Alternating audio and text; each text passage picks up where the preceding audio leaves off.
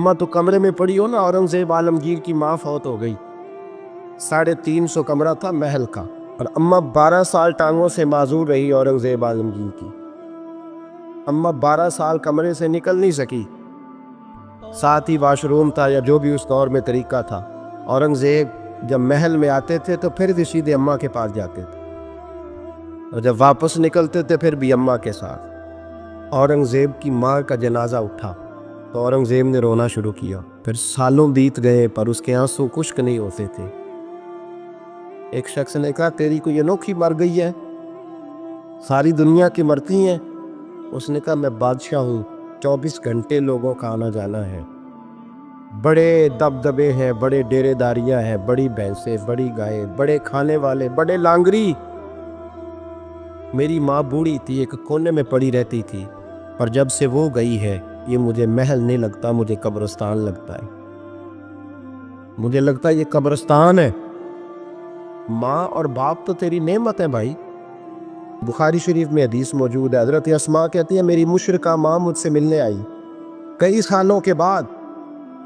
दरवाजे के बाहर आके अम्मा ने आवाज दी, अस्मा तेरी माँ आई है। हजरत अस्मा तेजी से उठी। माँ मिली है ना कई सालों के बाद, लेकिन जाके बगल गिर नहीं हुई, बल्कि अम्मा दरवाजे पे थी तो जनाब अस्मा ने अंदर से कुंडी लगा ली। दौड़ के उठ के कुंडी लगाई और कहा, जाओ हजरत आयशा सिद्दीका को मेरा पैगाम दो कि महबूब से पूछ के बताएं कि मुशरिका माँ आई है। अगर नबी पाक कहेंगे तो अम्मा से मिलोगी, इसलिए कि मेरा सारा कुछ मेरे नबी से वाबस्ता है, मेरा सारा कुछ महबूब के कदमों से वाबस्ता है। हुजूर इजाजत देंगे, ये बुखारी मुस्लिम में मौजूद, फिर मिलूंगी। तो हजरत अस्मा का जब पैगाम गया तो नबी पाक अलैहिस्सलाम ने फरमाया, वो मुशरिका है तो खुद ही अल्लाह उससे पूछ लेगा। अस्मा से कहो तुम्हारी तो माँ है ना, तुम तो मिले ना। मेरा अब्बा जी जालिम ही बड़ा है हज़रत जी, आपको नहीं पता, बड़े जालिम है, उन्होंने मेरे साथ बड़ी ज्यादतियाँ की हैं।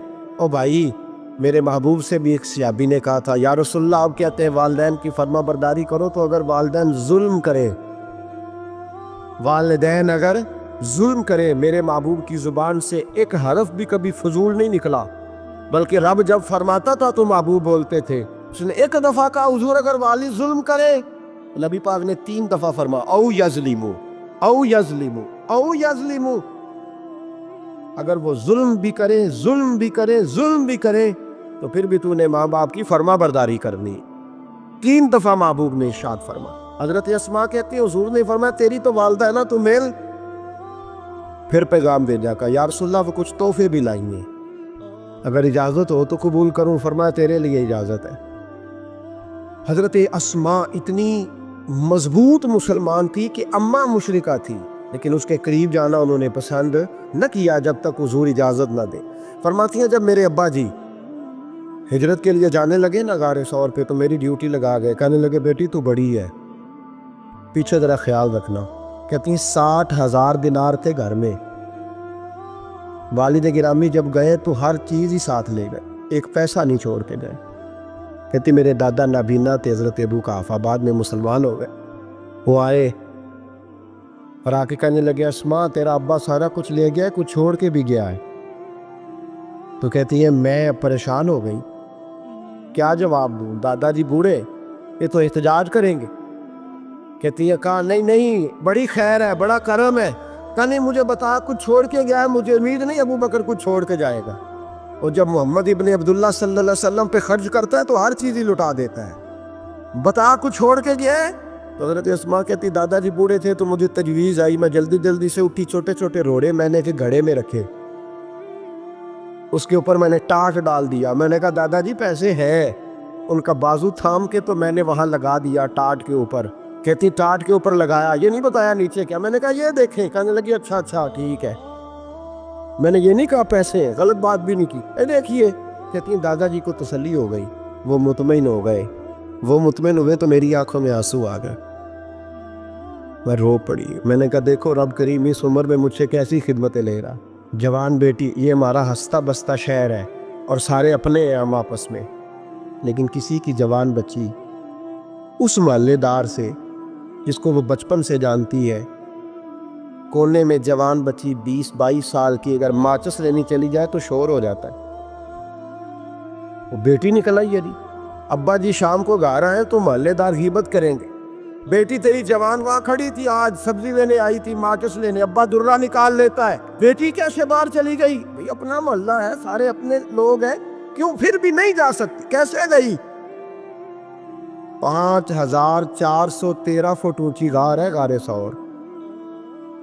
और जब हम वहां जाते हैं तो तजर्बाकार हाजी मशवरा देते हैं, कहते हैं सवेरे सवेरे जाना फजर की नमाज के वक्त, वरना दोपहर में जाना बड़ा मुश्किल होता है। 3-3 बोतलें बगल में पानी की, रास्ते में 4-5 जगह जो है वो बैठने की जगह बनी हुई है, वहाँ ढाबे हैं चाय के, बोतल के, पानी के, रास्ते बन गए। लेकिन जब हजरत सिद्दीक अकबर नबी पाक को लेके गए, कोई रास्ता नहीं था, दुश्वार गुजार घाटी थी। कहने लगे महबूबा आपको तकलीफ होगी, आप मेरे कंधों पे बैठ गए। पब्बा पहाड़ कदम नहीं जे लाउंदा ते 100 पहाड़ ते चढ़िया जांदा, ओ पिया जांदा दे यार नबी दा, ए असली दिलदार नबी दा। हजरत सिद्दीक अकबर हुजूर को ले गए, ड्यूटी लगाई, फरमाया अस्मा मैं नहीं चाहता, परेशानी जितनी मर्जी है, इमरजेंसी जितनी मर्जी है, पर मेरी मोहब्बत गवारा नहीं करती कि हुजूर सिरकी और खजूर पे गुजारा करे। बेटे ताज़ा खाना पका के पहुंचाना। 5413 फुट ऊंची गार और दिन को डर आए।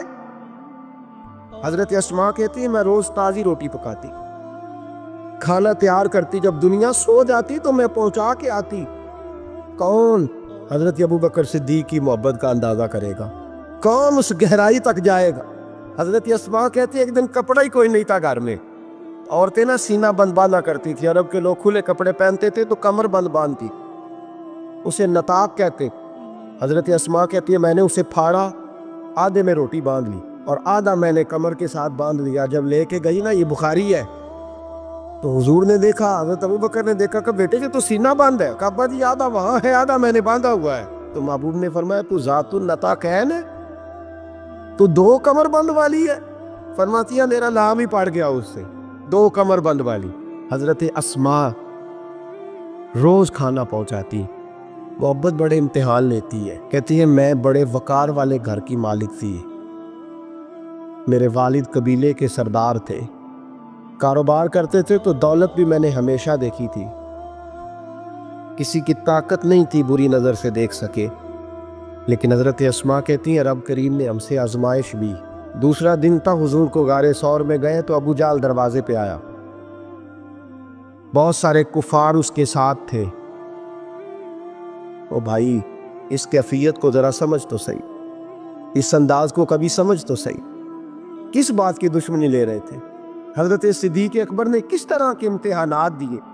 सारे कुफार इकट्ठे होके कहती हैं मेरे दरवाजे पे आ गए, दस्तक दी, मैं बाहर आई। अबू जाल कहने लगा कहाँ गया है तेरा वालिद मोहम्मद इब्ने अब्दुल्ला को लेके सल्लल्लाहु ताला अलैहि वसल्लम, कहाँ गए?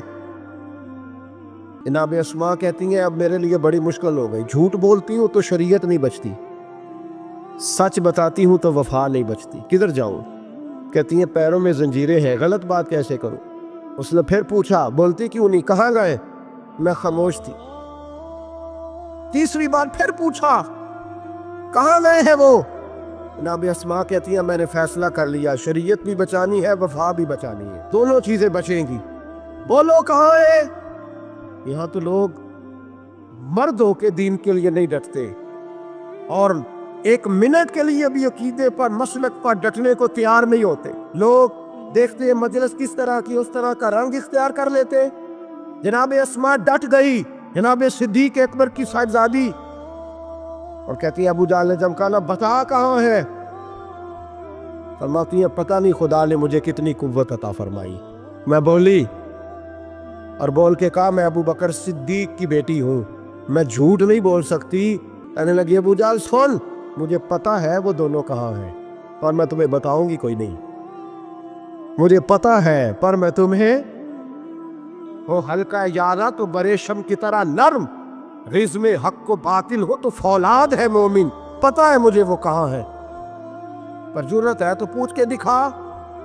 कहती है चौक था मक्के का और मेरा इज्जत वाला घराना था, पर अबू जाल ने भरे बाजार में मेरे मुंह पे थप्पड़ मार दिया। कहती है मेरे कान में बाली थी, नीचे पत्थर था, मैं उसके ऊपर गिरी तो मेरा कान फट गया। लोगों ने अबू जाल को पकड़ा ले गए।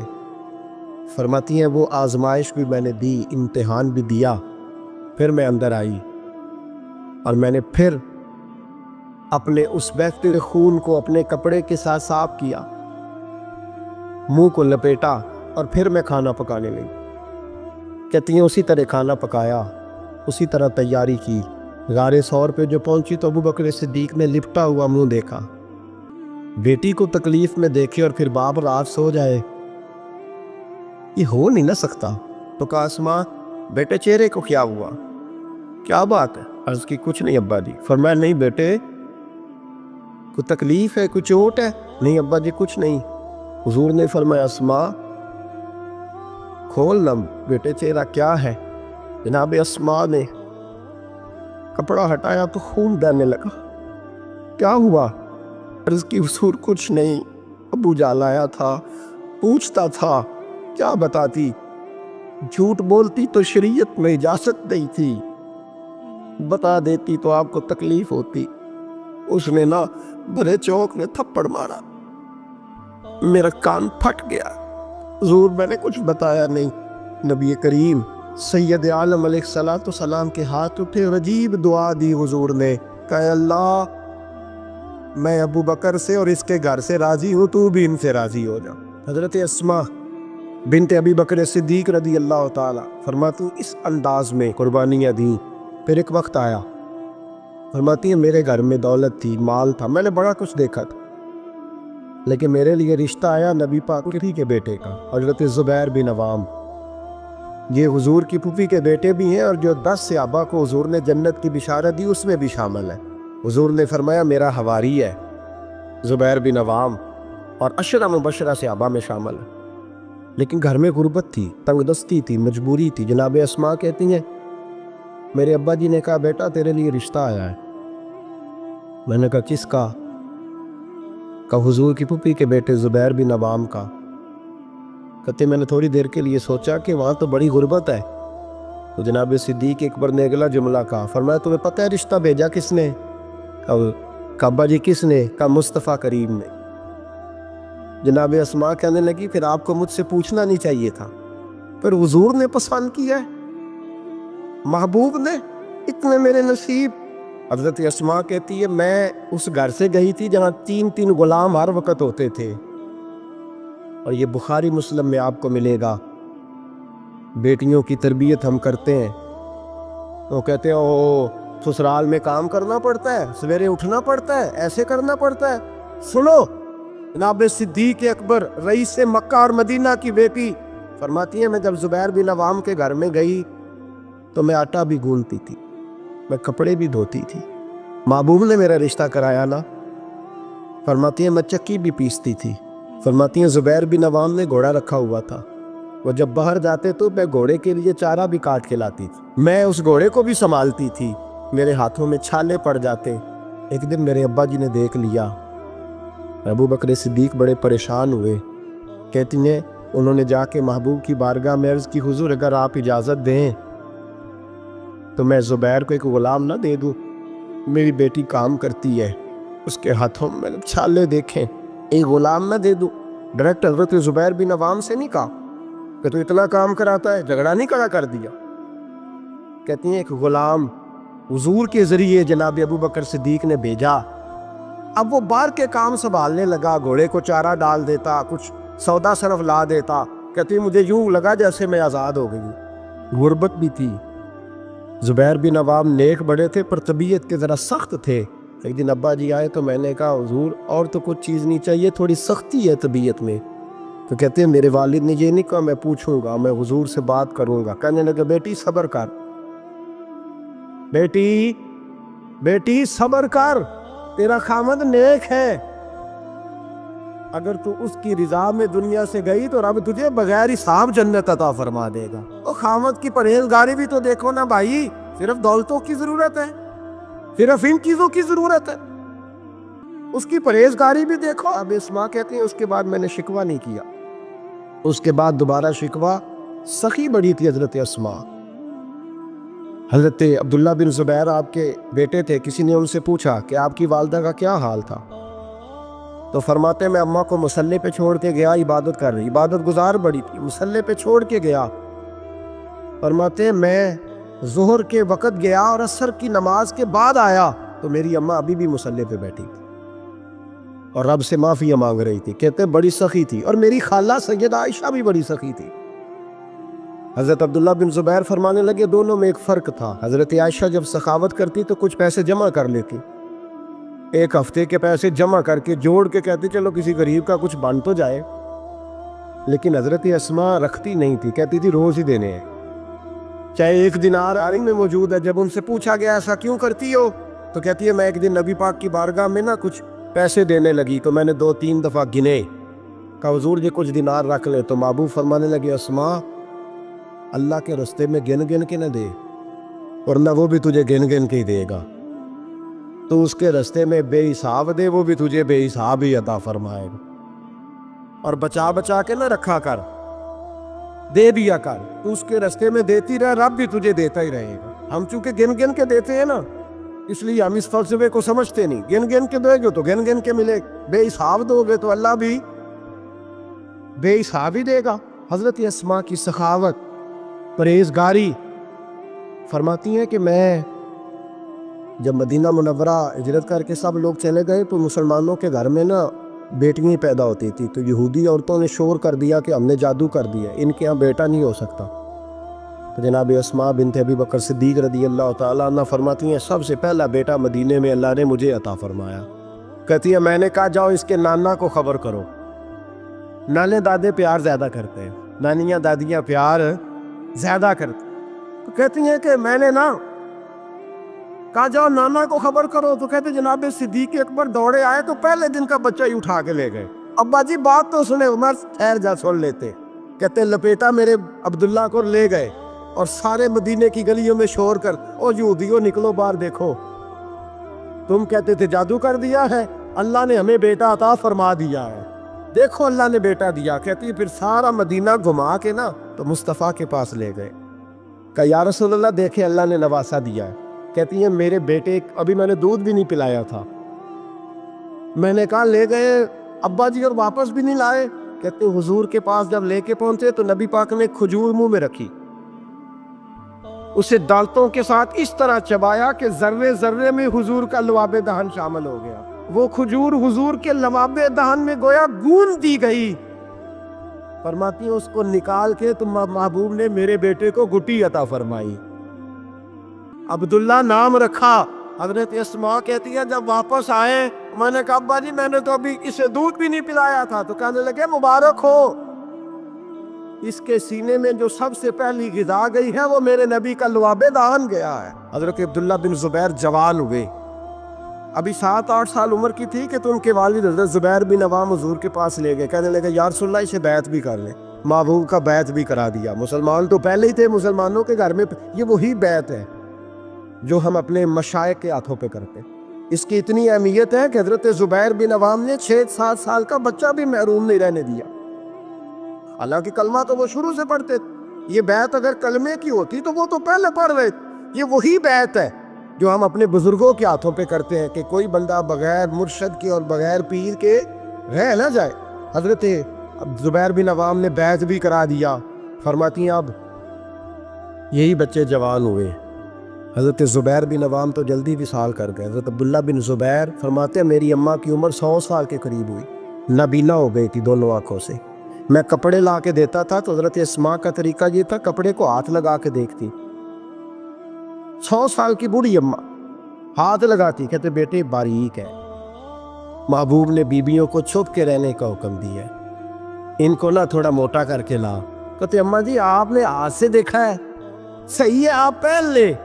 کہتے میری اماں رو پڑتی. کہتے بیٹا بی بی کا زیور اس کا پردہ ہوتا ہے, تو مہربانی کر مجھے موٹا کپڑا لا کے دے تاکہ میں اپنے آپ کو چھپا کے رکھوں.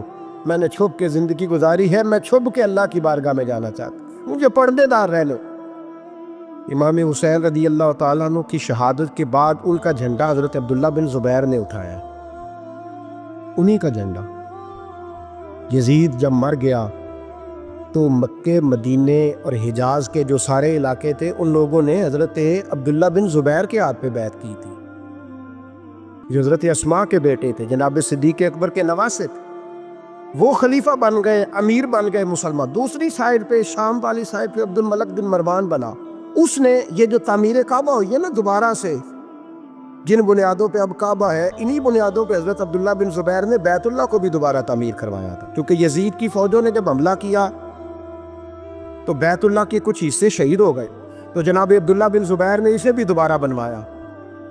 عبد الملک بن مروان نے حجاج بن یوسف کو ان کے مقابلے میں بھیجا، لڑائی ہونے لگی، 5.5 مہینے جنگ ہوتی رہی۔ حضرت عبداللہ بن زبیر کی فوجیں، کچھ تو شہید ہو گئے لوگ، کچھ بکھر گئے، آپ اکیلے رہ گئے۔ کہتے میری 100 سال کی بوڑھی اماں، میں اماں سے مشورہ کرنے آیا، حضرت اسماء سے۔ بچے اس لیے بزدل ہوتے ہیں کہ باپ انہیں دلیری سکھاتا ہی نہیں۔ کہتے 100 سال کی بوڑھی اور نابینا اماں، کیوں نہیں بچے جہاد کے لیے تیار ہو رہے؟ مائیں کہتی ہیں شاید گھر میں رہیں گے تو موت نہیں آئے گی، شاید ہی اندر رہیں گے تو بچ جائیں گے۔ فرماتی 100 سال کی بوڑھی اماں سے جا کے کہا اماں اب تو میں تقریباً اکیلا رہ گیا ہوں، کیا کروں؟ تو کہتے میری ماں کہنے لگی حضرت اسماء بیٹے پہلے تو یہ بتا کہ تو حق پہ ہے کہ نہیں؟ یہ میں نے کہا اماں ہوں تو میں حق پہ۔ تو کہنے لگی جا پھر میدان میں کھڑا ہو جا اور جا کے لڑ، جب تک رب کو منظور ہوگا تجھے زندگی دے گا، اور بیٹا یاد رکھ جسے شہادت ملتی ہے اسے بھی اللہ کی مدد کے ساتھ ہی ملتی ہے، شہادت بھی اللہ کی مدد سے ملتی ہے، میدان میں جا۔ تو کہتے میں نے اپنی اماں سے کہا اماں یہ جو حجاج ہے بڑا ظالم ہے، سنا ہے جب کسی کو قتل کرتا ہے تو لاش کے ٹکڑے ٹکڑے کر دیتا ہے، وجود سارا کاٹ ڈالتا ہے۔ تو کہتے میری اماں میرے کندھے پہ تھپکی دے کے کہنے لگی بیٹے بکرے کو صرف ذبح ہوتے وقت تکلیف ہوتی ہے، جب اس کھال اتاری جائے تو کوئی تکلیف نہیں ہوتی، جب اس کا گوشت بنایا جائے تو کوئی تو بیٹے گھبرانا نہ، رہنا میدان کے اندر، دیکھنا میں تجھے بھاگتا ہوا نہ سنوں، جا میرا بیٹا اللہ تیری مدد کرے گا۔ حضرت عبداللہ بن زبیر کہتے ہیں میری ماں کی گفتگو نے میرے وجود کو فولاد کر دیا۔ فرماتے ہیں جذبہ جہاد میری اماں نے میرے سینے میں بھر دیا۔ جب میں نکلا میدان میں تو حضرت اسماء پھر پکارنے لگی، کہنے لگی عبداللہ یہ یاد رکھنا کہ تم اس کے بیٹے ہو جس کو میرے نبی نے اپنا حواری کہا تھا، اور نبی پاک نے تیرے باپ کو دنیا میں جنت کی بشارت دی تھی، اور یاد رکھنا کہ تیری دادی مصطفیٰ کی سگی پھپھی تھی، اور یہ بھی یاد رکھنا کہ تیرے نانا وہ ہے جنہیں دنیا صدیق اکبر کہتی ہے، اور یہ بھی ذہن میں رکھنا کہ تیری خالہ وہ ہے جو ام المومنین سیدہ عائشہ ہے۔ بیٹا جب میدان میں لڑنا تو اپنے خاندانی وقار کا ضرور خیال رکھنا، یاد رکھنا تم کون ہو، کس کے بیٹے ہو، کس کے بھانجے، کس کے بھتیجے، کس کے نواسے، خیال رکھنا۔ حضرت عبداللہ بن زبیر لڑے اور جب شہید ہو گئے تو حجاج بن یوسف نے ان کی لاش کو چوک میں لٹکا دیا، مکے کے چوک میں جہاں جنت المالا ہے، اس چوک میں ان کی لاش لٹکی۔ 14واں دن ہو گیا لاش کو لٹکے ہوئے، تو عبداللہ بن عمر گزرے، فرمانے لگے یہ دیکھو شاہ سوار لٹکا ہوا ہے، اور دیکھو 14 دن بیت گئے، اس کے وجود سے جب بھی کوئی سونگتا ہے اسے میٹھی خوشبو ہی آتی ہے۔ اور عبداللہ بن عمر فرمانے لگے خوشبو کیوں نہ آئے، اس کے وجود میں جو پہلی غذا گئی تھی وہ مصطفیٰ کا لعاب دہن داخل ہوا تھا۔ 14 دن گزر گئے، حجاج نے پیغام بھیجا حضرت اسماء کو میری بات سنو۔ آپ فرمانے لگی میں تو کسی کے پاس نہیں جاتی، اور میں سرداروں کو کیا سمجھتی ہوں، جا دوڑ جا۔ کہنے لگا میں زبردستی بلوا لوں گا۔ فرمایا طاقت ہے تو بلوا کے دیکھ، میں ابو بکر کی بیٹی ہوں۔ حجاج خود ملنے آیا اور آ کے کہنے لگا میرے بارے میں آپ کا کیا خیال ہے؟ تو حضرت اسماء کہنے لگی خیال کیا ہونا ہے، نبی پاک نے فرمایا کہ میری امت میں ایک کذاب آئے گا، ایک قاتل آئے گا۔ کذاب مختار سقفی تھا اور قاتل تو ہے۔ کہنے لگا تجھے پتہ نہیں چلا میں نے تیرے بیٹے کا کیا حال کیا؟ وہ جا کہتے ہیں ایسا جملہ کا حضرت اسماء نے کہ میری سوچ ہی بدل دی۔ میں نے کہا دیکھا میں نے تیرے بیٹے کا کیا حال کیا؟ تو حضرت اسماء کہنے لگی تو نے تو صرف اس کی دنیا خراب کی ہے، اس نے تو تیری آخرت خراب کر دی ہے۔ یہ سمجھ نہیں آئی؟ تو نے دنیا خراب کی، اس نے تو تیری آخرت خراب کر دی، ابھی تو سمجھا نہیں؟ تو کہنے لگا اماں تو بوڑھی ہے, تجھے شاید پتہ نہیں کہ تیرے بیٹے کی لاش لٹکی ہوئی ہے. تو کہتے ہیں حجاج کہتے ہیں حضرت اسماء کہنے لگی شکر ہے اللہ کا, شکر ہے اللہ کا, میرے بیٹا لٹک تو گیا ہے پر کسی ظالم کے آگے جھکا تو نہیں نا, شکر ہے اللہ کا. اور کہنے لگی شاہ سوار لٹکے ہی ہوتے ہیں, جو شاہ سوار ہوتے ہیں وہ سواریوں پہ ہی ہوتے ہیں, حجاج جا. حجاج بن یوسف کہتا ہے جب میں باہر نکلا تو بڑی بڑی تلواریں میرا سر نہیں جھکا سکی تھی, پر حضرت اسماء کے جملوں نے میری گردن جھکا دی. لوگ مجھ سے پوچھتے تھے فاتح کون ہے, آپ کے عبداللہ. تو حجاج کہتا ہے نہ میں اور دوسروں کو تو وہ ماننے کو تیار ہی نہیں تھا نا. کہتا ہے فاتح دیکھنا ہے تو وہ ابو بکر کی بیٹی اندر بیٹھی ہے, وہ سب سے زیادہ فاتح, وہ فاتح ہے, اس کا حوصلہ جوان ہے, جس کے سینے میں ایمان کی قوت تگڑی ہے, جو آج بھی ان اصولوں پہ قائم ہے جو مصطفیٰ نے دیے تھے. حضرت اسماء اپنے بیٹے کے شہادت کے 3-4 دن کے بعد ہی وصال کر گئی. 100 سال کی اسماء کا جب جنازہ اٹھا تو پھر دیکھا مکے کے لوگوں نے اور مدینے کے لوگوں نے کہ بادشاہوں کے جنازے میں اتنی خلقت نہیں آتی جتنی اس خاتون کے جنازے میں لوگ آئے, اور لوگ کہہ رہے تھے آج وہ خاتون دنیا سے گئی ہے جس خاتون نے اپنی زندگی کے 80 سال رسول اللہ کے دین کو دیے. بھائی یہ بات آج اس لیے ان کا ذکر, چونکہ ان کا وصال بھی جمادی الثانی میں ہوا, اس لیے چھیڑا ہے. اپنے گھروں کے اندر ہم نے تربیت کا, بیٹیوں کی تربیت کا وہ والا ماحول بنانا ہے جو حضرت اسماء بنت ابی بکر کا تھا. ہماری بچیاں کہتی ہیں دکھ ہی بڑے تھے, غربت ہی بڑی تھی, ساری زندگی ٹینشن کی نظر ہی ہو گئی, ہم کیسے جمع ہوتے. وہ تو امیر گھر سے غریب گھر میں آئی تھی. غربتوں کی ٹینشن نے کبھی انہیں پریشان نہیں کیا بلکہ ان کے ایمان کو جلا بخشی. توانا رہیں. جب مائیں حضرت اسماء جیسی ہوتی ہیں تو بیٹے حضرت عبداللہ بن زبیر جیسے پیدا ہوتے ہیں. اتنے تگڑے اور دلیر بیٹے پھر دنیا کو ملتے ہیں. بچیوں کی تربیت کریں. سارا دکھ روٹی کا ہی ہے, دولت کا ہی ہے, جائیداد کا ہی ہے, کھانے پینے کا ہی ہے. اور بھی غم ہے زمانے میں محبت کے سوا, کچھ اور بھی توجہ کریں بھائی. یہ تو ایک جوز ہے, تو ایک جوز ہے صرف زندگی کا, باقی ساری زندگی تو آگے پڑی ہوئی. ان کی تربیت کریں, اصل نہج پر انہیں سمجھائیں. حضرت اسماء نے روشن کردار ادا کیا, تقوی, پرہیزگاری, عبادت, سخاوت, رسول اللہ کی نوکری, نبی پاک کی کامل محبت, اپنے بچوں کی تربیت, حضور کی ہر بات کے ساتھ وفا ان کا ترہ امتیاز رہا. وہ ہمیں سبق دے کے گئیں اگر دنیا میں زندہ رہنا ہے تو محبوب کے بن کے رہو. زندہ رہو گے, تابندہ رہو گے, پائندہ رہو گے, ہمیشہ مدحت خیر الانام میں گزرے.